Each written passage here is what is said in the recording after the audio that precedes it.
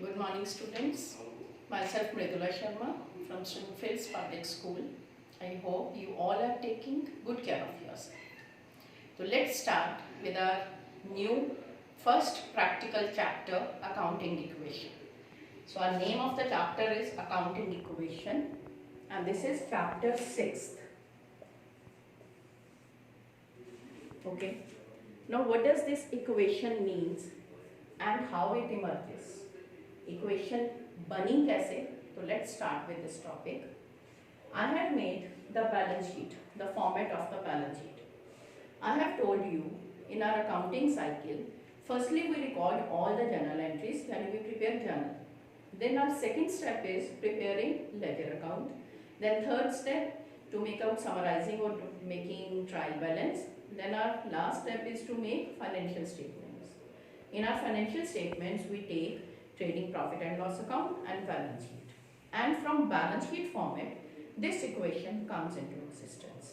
Now, the format of balance sheet is, just have a look, balance sheet as at, because balance sheet is prepared, this is the abbreviated form, on a particular date, means on the last date 31st March of our financial year for which we are making our accounts. On right hand side, we just write down all the assets. Suppose cash balance is there, bank balance is there, debtors, stock, land, building, machinery, any other asset, vehicle, computers, office equipment, any assets. They are just written on right hand side. We can't change their position. Assets on the right hand side and our liabilities are written on the left hand side. Or our liabilities, in this way I have written, for which I am liable to pay. Liabilities में सबसे पहले मैंने treat करा capital. Capital means money invested by the businessman into the business. तो हम ये मानकर चलते हैं कि बिजनेस और बिजनेसमैन दोनों ही सेपरेट के कंसेप्ट हैं. तो बिजनेसमैन ने बिजनेस स्टार्ट करने के लिए जो मनी इन्वेस्ट करी, that will be treated as liability for the firm. तो उसके लिए ये लाइबिलिटी होगी. ये नहीं है कि जब उसने मनी उसके अंदर इंट्रोड्यूस करी है तो वो उस मनी के रिटर्न में भी बिजनेसमैन को कुछ ना कुछ देना पड़ेगा. So this is the internal liability of the business. Then I have written creditors and loan. Creditors means if you have purchased the goods on credit, so those persons are called creditor. Loan means any bank loan or loan from you have taken from any other financial institution. So these are treated as my external liabilities. Two types of liabilities we have discussed, non-current and current. And further, based upon their nature, further two types of liabilities are there, internal and external. Internal liability में हम सिर्फ capital लेते हैं और external liability means for which you are liable to pay outside, जैसे creditors हैं, any loan. अब मैंने लाइबिलिटीज की एक साइड बन गई, लाइबिलिटीज में दो आ गई, इंटरनल और external. I have written all the liabilities here. Assets को मैंने एक तरफ लिख लिया. तो यानी एसेट्स का टोटल हमेशा ही एसेट का टोटल लाइबिलिटी के इक्वल होता है. हमारी अकाउंटिंग इक्वेशन बनी assets, all such assets is equal to liability means आपकी external liability. I have used the word liability for external liability and capital. This is my internal liability. यानी assets का total liabilities के equal होता है. तो this is my accounting equation. अब हमारा chapter है कि how do the business transactions they affect the accounting equation. अब business के अंदर बहुत सारे transactions होते हैं, उनका effect इस equation के ऊपर कैसे पड़ता है. So let's discuss with that. I have written few transactions here. So firstly I have written the assets. After some space, the liability and capital equation I have written. Serial number I have written. Now the first my business transaction is Mohan started business with cash. Mohan is the proprietor और उसने business के अंदर start करने के लिए cash कितना introduce करा? 1 लाख. अब business के ऊपर इसका क्या इफेक्ट पड़ेगा? बिजनेस के अंदर कैश आ गया और दूसरी तरफ बिजनेस की एक लाइबिलिटी भी अराइज होगी जिसको कि हम क्या बोलेंगे? Capital. So I will write down here, serial number में 1 नंबर लिखा. एसेट्स में बिजनेस के अंदर कैश इंट्रोड्यूस हुआ. एक्सटर्नल लाइबिलिटी मेरे पास कोई भी नहीं है, 0. और इंटरनल लाइबिलिटी में कैपिटल.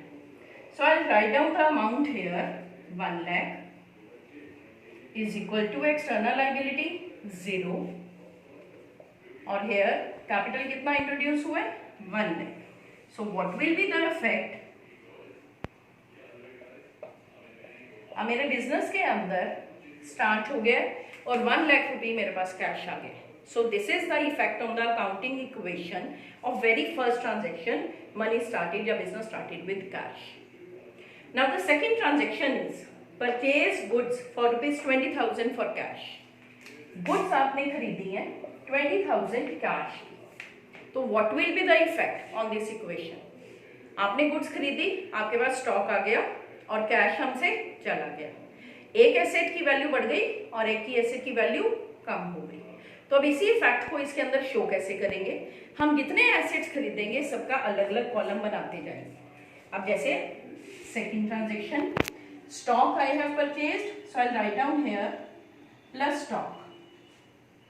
स्टॉक मैंने खरीदा 20,000 का, कैश में से 20,000 चला गया, तो मैंने इस कैश में माइनस 20,000 और बिल्कुल स्टॉक के नीचे मैंने लिखा that I have purchased 20,000. External liability में कोई चेंज नहीं हुआ, मेरा कोई लायबिलिटी नहीं है और कैपिटल में कोई चेंज नहीं है एज इट इज. तो what will be my effect on the business transaction on this accounting equation? अब मेरी इक्वेशन क्या हो गई? अब मेरे पास 80,000 कैश है, 20,000 का मेरे पास स्टॉक आ गया और यहां पर 1 lakh is the total capital. हर एक स्टेप के बाद, हर एक पर्टिकुलर ट्रांजैक्शन के बाद हमेशा एसेट्स का टोटल लायबिलिटी के इक्वल होगा. Okay, first two transactions. Third, purchase the furniture. आपने एक फर्नीचर परचेज करा. अब furniture again this is our asset. Furniture purchase करेंगे, एसेट आएगा, पैसे चले गए. तो how to write down, what will be the effect? आपके पास एक और एसेट आ गया फर्नीचर. फर्नीचर आपने परचेज करा है 5,000 का, तो यानी थर्ड इफेक्ट क्या आया? 5,000 से मेरे से कैश चला गया, फर्नीचर आ गया. स्टॉक के ऊपर तो कोई चेंज नहीं, इसको स्टॉक के अंदर नहीं लिखना क्योंकि फर्नीचर आपका अलग एसेट है, स्टॉक आपकी अलग. तो फर्नीचर के अंदर ही मैंने लिखा 5,000. Here no change, so what will be the effect? अब मेरे पास 75,000 कैश है, 20,000 का स्टॉक है and here no change, 1 lakh का आपका कैपिटल. अब आप इधर का टोटल भी देखोगे, एसेट्स का टोटल लायबिलिटी के हर एक पॉइंट के बाद हमारे बिजनेस ट्रांजैक्शन के बाद देयर टोटल विल बी. सबसे पहले कैश इंट्रोड्यूस हुआ 1 लाख, उसमें से 20,000 की मैंने गुड्स ले ली, कैश रह गया 80,000, 5,000 का फर्नीचर लिया. अब मेरे पास कैश मेरे पास बिजनेस में 75,000 है, मेरे पास स्टॉक भी आ गया, मेरे पास फर्नीचर भी आ गया. अब नेक्स्ट मेरे पास पॉइंट है सोल्ड गुड्स फॉर कैश. अब आपने गुड्स बेच दी हैं. अगर आप गुड्स सेल कर देते, कितने की सेल करी है? 3,000 की. आप बिजनेसमैन हो, आप गुड्स बेच रहे हो, तो मेरे पास कैश आएगा और गुड्स चलेगी. फिर से दो चेंजेस हुए. कोई भी बिजनेस ट्रांजैक्शन है, it will affect at least 2 accounts. कोई भी ऐसा ट्रांजैक्शन नहीं है जो सिंगल अकाउंट अफेक्ट करे. अब हमारा इफेक्ट क्या आया? 3,000 की आपने गुड सेल कर दी, स्टॉक में से 3,000 मैंने माइनस कर दिया, कैश मेरे पास आ रहा है, 3,000 मैंने कैश में ऐड कर दिया. So what will be the effect? Here no change, I can write down 0 या फिर आप उसे एज इट इज छोड़ सकते हो. अब मेरे पास प्रेजेंट पोजीशन 78,000 आपके पास कैश है, 17,000 का अब आपके पास स्टॉक है, furniture 5,000, here as it is 1 lakh. Present position again total, that will be the one more point I will discuss with you. The next terms we'll discuss on credit in the next your video session. One more point I want to discuss with you. Here you have sold the goods. Now these two terms on credit, whenever you are purchasing your goods on credit or when you are selling your goods on credit, These two terms we'll discuss afterward. Now come to our last term, paid rent. अब आपने कोई भी expense इनकर करा, rent, salary, wages, and interest paid, dividend paid, any expense you have incurred. Expenses का हम separate column नहीं बनाते, because this column meant for only assets. Expenses होते हैं जो recurring nature के होते हैं, ठीक है. तो अब आपने रेंट पे करा 500. अब इसका इफेक्ट मेरे बिजनेस पे क्या आएगा?